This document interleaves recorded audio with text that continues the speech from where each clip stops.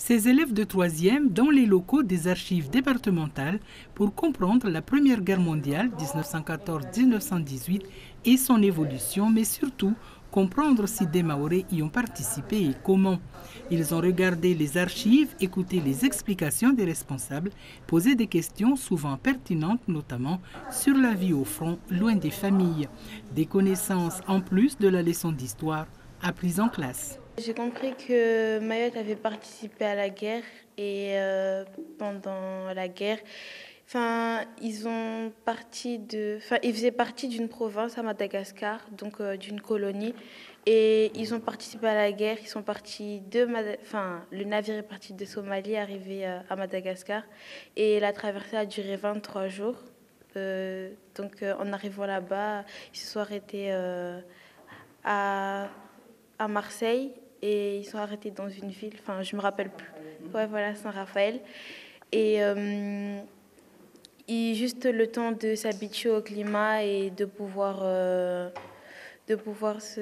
s'habituer à l'endroit en question. Un travail pédagogique important a été fait et des échanges très intéressants s'en sont suivis. L'objectif, c'est de montrer aux jeunes que les Mahorais, ils ont été importants dans cette défense de la France, et c'est pour cela d'ailleurs on met en place la journée de la défense. Donc c'est très important pour les jeunes de savoir que Mayotte fait partie intégrante de la France. On a vu qu'il n'y a pas que l'histoire de la France métropolitaine, mais il y a aussi l'histoire des Outre-mer qui ont participé à la Première Guerre mondiale.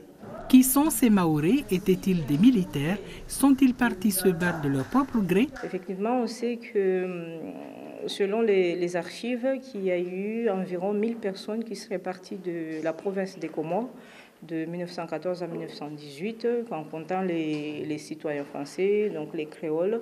On a des noms comme Alonso ou Giraud ou Dachry qui sont partis de Mayotte, certains qui ne sont pas revenus. C'est plus tard, à partir de 1915, on a commencé à mobiliser les autochtones qui étaient dans la province des Comores. Donc là, on parle des musulmans mahorais ou bien de ceux qui n'étaient pas musulmans, mais les locaux.